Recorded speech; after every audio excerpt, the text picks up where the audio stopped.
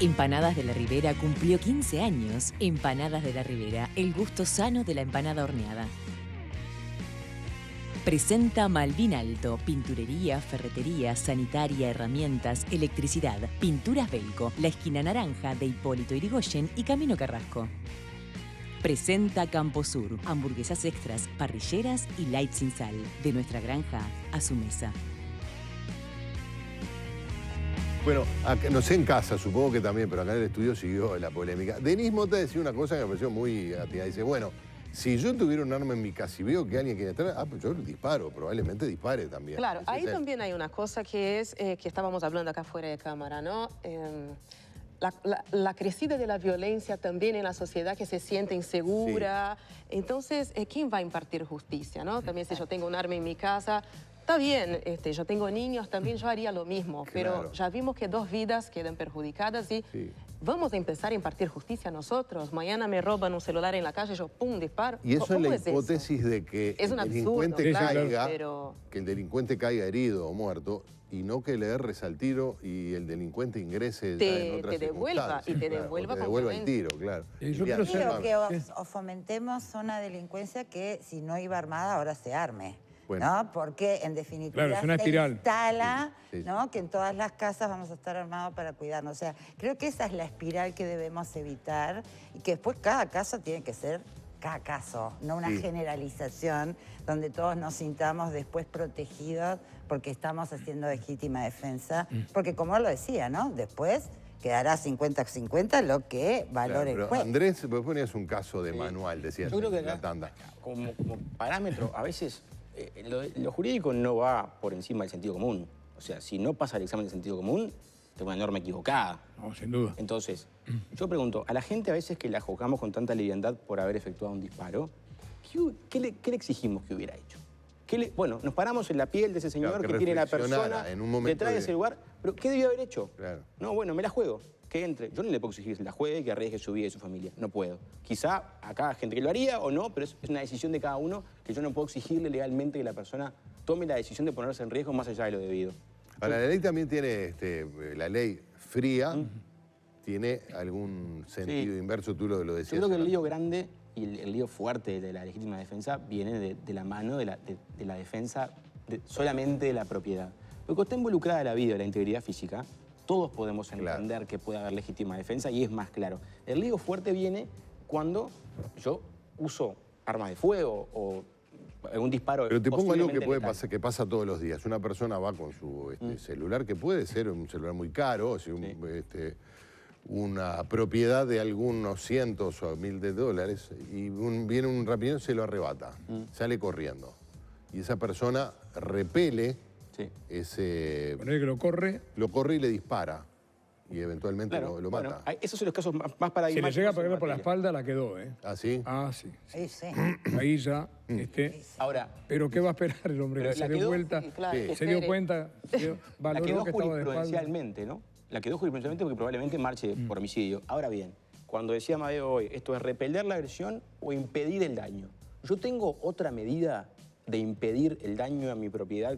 Esto, para que se entienda, es un desarrollo teórico. Sí, no, claro. No es que uno diga, che, mate a la gente que no pasa nada. No, por supuesto. Por las dudas, porque pero son los casos que la gente también se plantea. Pero a vos te robaron el celular, salieron corriendo, vos no lo vas a alcanzar al muchacho que corre, tenés un arma, es o permitir el robo y que se vaya y perder esa propiedad, o utilizar tu arma para impedir el daño. Eso es lo que dice fríamente el Código Penal. Yo podría impedir el daño, y a mí no me pueden pedir que use otro medio porque no tengo otro medio. Entonces yo disparo, ponerle que lo lesiono gravemente, lo mato, cae, yo llamo a la policía del lugar, tengo 4 testigos, entrego mi arma reglamentaria, prolija, legal, y le pregunto al juez, bueno, dígame, yo tengo una norma adelante, ¿qué debía haber hecho? ¿De qué otra forma podría haber impedido que me robara? En teoría no viola lo que el texto del artículo dice. ¿Cuánta propiedad yo puedo...? Porque otra cosa que también es otro mito, es que yo tengo que tener proporcionalidad en los derechos o bienes jurídicos. Yo no tengo por qué defender vida con vida o integridad con integridad. Me pega con un palo y yo le pego un palo también a él. Si me vienen a buscar para cortarme los dedos, yo puedo matar a alguien. Y mi dedo no es que valga más que una vida, porque esa ecuación es muy lineal y básica.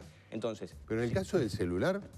Yo creo que podría estar emparado en legítima defensa, pero entiendo que tiene alta polémica. Acá hay 2 principios, si te lo corto lo último, 2 principios que son los que te cortan este razonamiento que un poco son el equilibrio, que son los principios de solidaridad humana y dignidad humana. ¿Y eso bueno, quiere decir en términos jurídicos? Quiere decir que, en alguna medida, tenemos que intentar ponderar la vida y la dignidad de las personas cuando viene enganchada. Más allá de que se me llevó algo que para mí puede ser muy valioso e importante, tengo que... Matarlo parece ser mucho. Claro, si tú utilizaras la proporcionalidad, lo que tendrías que hacer es ir a robarle algo a él. Es decir, para equiparar la situación. En realidad, si tú no tenés otra alternativa, porque cuando dicen, ojo, dice necesidad racional del medio empleado para, en este caso, impedir el daño. Racionalmente, es decir, con el uso de la razón, que tiene que utilizar el juez y el fiscal, ¿esta persona podría haber impedido el daño de otra forma como lo hizo? No. Ahora, posiblemente considerara que hubo un exceso de defensa por el uso del arma, y casi seguramente así lo resolverían en ese caso. Pero si volvemos a aquel ejemplo que lo manejamos el otro día del dueño de la estación de servicio. ¿Qué pasa? Le dice en determinado momento, según trascendió, no leí el expediente, que déjame... Tirámelo. El dueño de la estación de servicio. Si me devolveme las cosas. Que sale a la pista que habían robado habían robado y se llevaban. Ahora, la caja. Lo que se llevaban, no sé, lo habrá cuantificado la juez o la fiscal, que era que estaba interviniendo en ese caso. Podría ser perfectamente 10 pesos que estaban arriba de la mesa, y en ese caso parece excesiva la reacción, o podría ser efectivamente el dinero de la recaudación que le permitía a esa persona mantenerse a él, pagarle los sueldos a los empleados. Uno no sabe cuál era el botín que se llevaba. Entonces, esa persona en el momento reacciona de una forma que luego, lo dijo él, perdón que corte, lo dijo él, siempre, incluso muchos autores de prestigio decían, no, la vida es el bien supremo y no se puede. Y la ley nuestra, la fórmula legal nuestra, habilita a hacer una defensa racional de la propiedad también. Es decir, que no importa, como dijo ella, que la fiscal dijo, creo que él no corría ningún riesgo de vida. Más allá de que dijo que estas personas cuando se fueron estaban apuntando a los empleados. Y ojo que también vale la legítima defensa, no solamente para defenderse a sí mismo, sino para defender a otros, que es la defensa más linda. Es decir, cuando tú sos capaz de arriesgar tu vida, no para salvarte tú, sino para salvar a otra persona. Lilian. A mí lo que me preocupa es que con estos mecanismos y si no hay mensajes claros de que esto debe ser una última de las últimas herramientas. Estamos de acuerdo con eso, sí, sí. Y ese tiene que ser un mensaje más claro. Podemos tener menos ladrones, pero vamos a tener más homicidas. Sí, sí, sí. ¿No? Entonces también hay que pensar qué tipo de sociedad queremos, qué tipo de sociedad construimos y qué tipo de valor le damos a las cuestiones materiales también, ¿no? O sea, no, pero mira, pues yo me he puesto en la piel de esas personas porque donde yo vivo hubo en cuestión de un mes y tanto un copamiento de madrugada y un intento de copamiento de madrugada. Entonces yo me pongo en la circunstancia y digo, ¿yo qué haría? Bueno, si tuviera un misil, utilizaría un misil. Si tuviera un cañón. No tengo misiles ni cañones, pero quiero decir, porque tratás en frío de imaginarte cómo proteger a tu familia. Porque si me dice, mirá, no hay nadie, bueno, yo qué sé, te están robando en tu casa, llama a la policía y veo. No, mi pregunta en este caso es, el señor antes de disparar, ¿llamó a la policía? Estaba dentro de su casa, no estaba afuera. Claro. Digo, hay una serie de cuestiones que me parece, más allá del caso a caso, no tenía cómo celular, la el celular justicia, estaba afuera y eso, digo, no podía comunicarse. No podía comunicar. Pero digo, hay que fomentar, yo personalmente creo que hay que fomentar, porque aparte después la legítima defensa la tenemos que cruzar con otros delitos, ¿no? Delitos de violencia intrafamiliar, otros tipos de delitos que no son solo los robos o las rapiñas, o sea, o el que intenten entrar a tu casa, o sea, hay muchos tipos de delitos, ¿no? Y en casos de violencia intrafamiliar ha sido incluso muchas veces cuestionable cuando la mujer reacciona matando... Pues si fue legítima defensa en ese caso. Si fue legítima defensa o no, ¿no? Una precisión, me parece que no la hemos dicho, que por otra parte la defensa del hogar, lo dice el propio artículo 26, es una legítima defensa privilegiada. ¿Por qué? Porque se presume la existencia de los tres elementos. Es decir, que no tenés que probarlos, sino que te tienen que probar a ti que no existieron. O sea que está reforzada todavía. Que no existió en el caso riesgo. de la... Claro, es decir, ahí está ya aceptado que en principio la agresión fue ilegítima, el medio empleado fue racionalmente necesario para repeler... Cuando es defensa del hogar, se presume que estaba presente. Lo dice el texto expreso del artículo 26.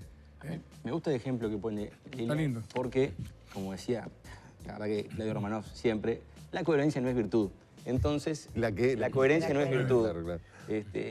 Y hay una realidad, para que el archivo no nos mate, yo creo que nosotros podemos aplicar el mismo criterio a favor de legítima defensa en casos de violencia intrafamiliar. Y el caso paradigmático es el famoso llamado homicidio liberatorio. ¿Qué quiere decir eso? Yo soy víctima sostenida de violencia familiar, voy y denuncio y no pasa nada, pasa lo otro, me revuelcan todos los días, y un día lo espero con un cuchillo y cuando llega ya medio borracho, lo apuñalé antes que me pegue. Entonces... Qué distinto a aquella mujer que lo mató cuando estaba dormido. Exactamente. Aunque dijo era la única posibilidad que tenía. Claro.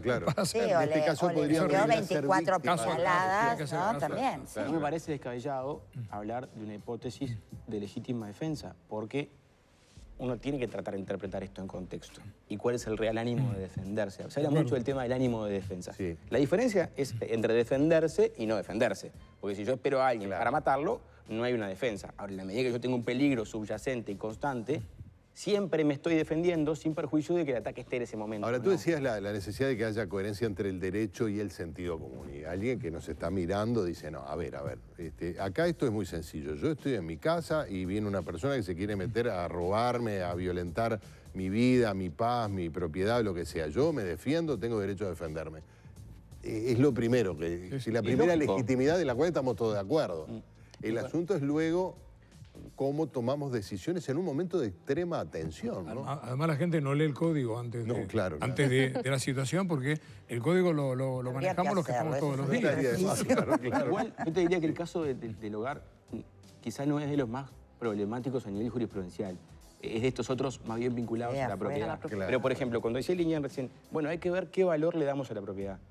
Yo ahí no me arrogo ningún derecho, se le da a la Constitución. En el artículo 7, que te enumera los derechos fundamentales, te dice, por ejemplo, la vida, teoría física, te dice el trabajo, te dice el honor. Vida, honor, libertad, seguridad, trabajo y propiedad. Me lo había aprendido de memoria como un versito. Está muy bien. En la época de estudiante. Y propiedad, o sea, quien coloca la propiedad en el elenco de derechos fundamentales no es ni siquiera el legislador, es el constituyente. O sea, que el juez viene hoy a querer darle un coto al valor de esa propiedad que está puesta en la Constitución. Porque en ningún lado, de hecho, el propio artículo 26 no dice qué bienes puedo yo defender en legítima defensa. Esto del artículo 7 es algo que construye quienes escriben sobre esto y quienes interpretan. Una mujer, habla de los derechos en general. Al no hacer distinción, comprende todos los derechos. Una mujer que está a punto de ser violada, para defender su honor, puede matar a otra persona perfectamente. ¿Por qué? Porque no es solamente la vida la que está en juego, sino el honor. Bueno, muchas veces la vida, ¿no? También, ¿no? Porque termina El una zanja también. El honor también entra en el sentido común, ¿no? Porque ¿qué es el honor? Porque si no me defiendo y no mato, tampoco quiere decir que no se constituyó violación. No, muchas veces, eso es distinto, claro. No, que muchas veces también es la otra cara de la misma moneda. Claro, no, quería hacer una pregunta aprovechando que tenemos dos penalistas, ¿no? Volviendo a la calle, estoy en 18 de julio. Es que Mario cobra caro, de verdad. Mira, me roban el celular de $1000. Yo, nerviosa, con mi arma reglamentada, no disparo al señor, al hombre, al rapiñero y sí a otra persona. ¿Cómo queda eso? ¿Tú cómo otra persona? No entiendo. Claro, estoy en la vía pública.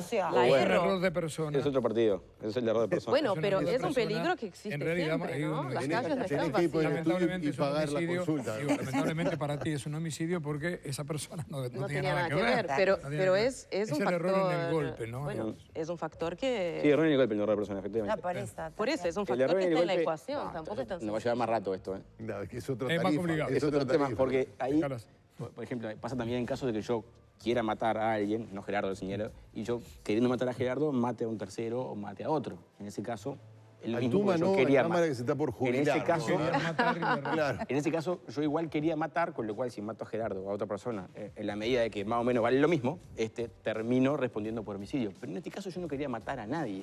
Y de todas maneras, efectué un disparo que constituía un peligro para terceros. Lindo caso para defender, ¿no? Sí, yo creo que ahí puede haber efectivamente un dolo eventual, una culpa, pero va a haber un homicidio. Ahí tenés que contratar un buen abogado de Pero es que te puede pasar también intentando defender tu hogar, de madrugada o como sea, porque vos disparás por la ventana, pasa alguien por atrás Claro. Por ejemplo. O se mete en la casa del vecino el tiro, puede ocurrir ese tipo de cosas, ¿no? Sí, efectivamente. Bueno, así que... o sea que podés en algún momento tener el riesgo de ir a la cárcel, ¿no? Por el mayor... El mensaje ¿no? podría ser que la gente piensa, y no solamente la gente, muchos autores famosos italianos que sostenían que prácticamente lo único que se podía defender era la vida, ¿no? Pero la fórmula nuestra, que era el mensaje personal, modesto que quería hacer, es que los fiscales, frente a una situación donde están en la duda y que les da lástima a los fiscales, obviamente, mandar a la cárcel a una persona por haber hecho, de repente ellos se entienden, un exceso de la legítima defensa. Estoy seguro que nadie se queda contento de que en esa puja la vida vale lo mismo para todos, naturalmente, pero entre el que quería cometer un delito y el que solamente quería defender su hogar, quería demostrarle, o explicar, perdón, simplemente que la fórmula como está, que yo no la modificaría, a pesar de que muchos intentos de modificarla, no. Simplemente decir que se puede impedir el daño también, que no es necesario que haya una agresión sobre la persona física en sí misma, sino que cuando se agrede en forma flagrante y demostrable los bienes de la propiedad, en principio se puede utilizar esa última parte, salvo que haya un exceso, ¿verdad? Es decir, que en definitiva alguien mate a otra persona porque le sacó el vuelto que estaba arriba de la mesa. Claro. No hay forma de salir de la discrecionalidad a nivel judicial. Sí, claro, es lo que tú planteas, en algún punto vos no podés tapar todo. Va a ser el juez el que diga... Esto en algún punto llega a un medidor que es humano. Sí. Eso no tiene vuelta. Y te la termino de pudrir, así nos vamos con el material puesto. Así te lo complicé y volvemos. Hoy que estamos discutiendo con varios programas de gobierno, tienen la vuelta esto de la legítima defensa presunta para policía. Tengo dudas. Bueno, se presenta ahora un proyecto a mí, de francamente, ley. te digo, me llama... Relativa, discúlpame. Bueno, Legítima defensa, todas las relativa. presunciones penales son relativas. Son relativas. Inclusive, la Admite del prueba hogar, contraria. incluso la del hogar. ¿Qué quiere decir que es relativa? Que básicamente se puede probar lo contrario. Entonces, yo creo que más allá del argumento en contra que se usa, que es el de gatillo fácil, a mí eso en particular, no, creo que ningún policía se divierte tirando. Me parece que eso yo descarto. Pero creo que les va a terminar dando una falsa sensación de seguridad a los policías. ¿Por qué falsa? Falsa, porque en el momento que el policía dispare, el asunto se va a indagar y se va a investigar. ¿Y qué vamos a hacer? Vamos a ir a ver si están los elementos de la legítima defensa. ¿Tá? Y si no están, va a haber una prueba en contrario rápidamente. Ahí funciona también el cumplimiento de la ley. Dura un segundo. Es mucho más loable el cumplimiento de la ley como otra justificación de responsabilidad. Claro. Esto, yo les pongo un ejemplo. Hace unos cuantos años se legisló que los militares que cuidaban las cárceles en el perímetro de las torres iban a actuar en presunción de cumplimiento de la ley. Bueno, ¿qué pasó cuando el primer militar le pegó un tiro a un preso que se escapaba? ¿Cómo terminó? Preso. ¿Por qué? Porque fueron a mirar y dijeron, bueno, presumo el cumplimiento de la ley. ¿De qué ley? Ah, no hay ley. Entonces no presumo nada. O sea, las presunciones, en la medida que son relativas... Bueno, pero ahí el guardia, el militar, que recordemos, están en el perímetro exterior, ¿no? Sí, tiene la obligación de impedir la fuga. Si veo que una persona saltó por arriba del muro, defender la ley es evitar que esa persona se fugue. Porque no lo pueden matar, porque... No lo pueden matar. A ver, en Uruguay no tenemos pena de muerte por el peor de los delitos, pero tenemos ejecuciones y lo vas a la cárcel. Se escapa, lo mato. O sea, no lo puedo matar por haber violado 10 niños, pero sí lo mato por haberse escaparse de la loco. cárcel. Es una contradicción total. Entonces, una orden superior o una presunción legal no van por encima ni de los hechos ni del sentido común. Entonces, si el policía tira y le miramos los elementos de legítima defensa y no están, por más presunción que haya, mi miedo es que se sienta cómodo al tirar cuando en realidad entienda que está igual de regalado que antes. Ahora, ¿es una sociedad lo suficiente? Una sociedad, me refiero a lo que hace la sociedad, legislar sus legisladores, considerar los valores y jerarquizarlos. Denise viene de San Pablo, que es una sociedad distinta a la nuestra. Sí, yo ¿Cómo ves a pensaba la en eso. sociedad Bueno, uruguaya? en Brasil está en debate el excludente de ilicitud. Yo ahora los escuchaba y pensaba eso, que está dando mucho que hablar porque es una policía violenta la policía brasileña. Entonces, cuanto más vos les pones, está bien, ningún policía quiere matar, ¿tá? Pero el policía también es un ser humano y se maneja con muchos prejuicios que son humanos y con un arma ese prejuicio se puede devenir muerte. Totalmente. Hay muchos casos de gente que se murió por las dudas. Bueno, en Río ustedes todos supieron de un músico que recibió 80 balazos en un auto. Él y su familia, ¿no? Y claro, su hijo de 7 años vio a su padre morirse porque sí, porque confundieron el auto de ese músico con el auto de un narcotraficante. Entonces, cuando hablamos del sentido común, Claro. ¿qué es el sentido común? No, pero además muchas personas piensan que cuando se cuestiona la legítima defensa de un policía, dice, bueno, pero el policía está para defender la ley, va a reprimir o va a intentar reducir a delincuentes. Claro, pero en ese escenario quizás pudieran considerarse algunas cosas. Se ha planteado con... Pero no necesariamente el que está enfrente del disparo es un delincuente. Es que a más violencia, siempre más violencia. Y realmente no hay pruebas numéricas de casos. Bueno, en Brasil la violencia está mucho peor, los policías están mucho más armados. A más violencia, los narcotraficantes están ultra armados, usan fusiles. Sí, a veces están más armados que la policía, con equipamientos más modernos. La militarización de Río tampoco se Exactamente. Claro que en el fondo es lo mismo. Terminamos en un espacio de discrecionalidad jurisprudencial. Claro. Porque por más ley que yo le ponga, en el fondo, el único mensaje real de respaldo que puede tener un policía hoy es empezar a ver casos de compañeros en los cuales actuaron acorde a cómo tenían que actuar y el Poder Judicial y la Fiscalía respaldó. Y dijo, acá no hay delito, hay o cumplimiento de la ley o legítima defensa. Y más cumplimiento de la ley que otra cosa. Bueno, yo estoy acá recibiendo mensajes. Sí, los mensajes que me mandan. Hay un caso de una persona que recibió 8 puñaladas en una rapiña. Voy a ver si lo encuentro en algún momento. A ver, hubo un caso muy notorio una vez, una persona que encontró dentro de su casa un ladrón, lo ató, le empezó a quemar con un cigarrillo, no sé cuánto. Entonces, eso es un exceso de defensa.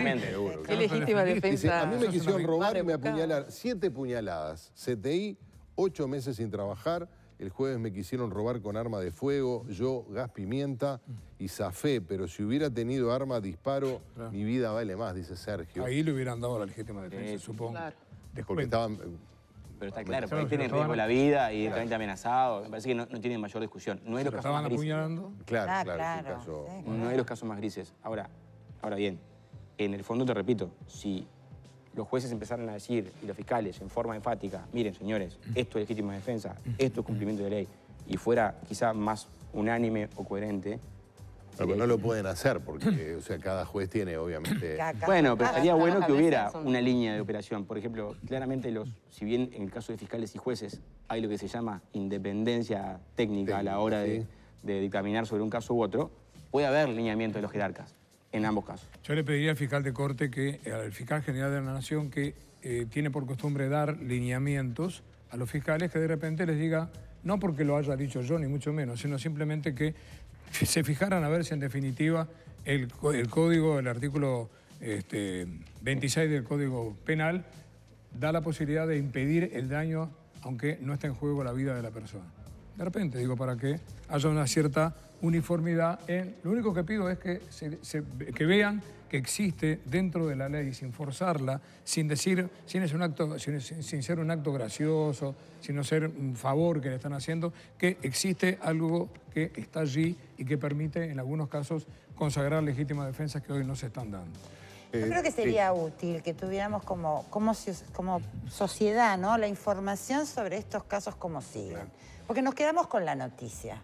Y después no vemos si la sentencia... Sí, al final, si se consagró la legítima defensa si se consagró o no, cómo, cuál fue el criterio. Porque si no, también solo nos quedamos con los datos y esta otra cuestión de ante un caso yo me defiendo, sin ver efectivamente cómo después se va resolviendo efectivamente en la justicia, para ver cómo se aplica racionalmente el código, la Constitución, pues si no siempre quedamos con esto de que la justicia siempre falla mal, es discrecional, por eso no digo que nadie acá lo haya dicho.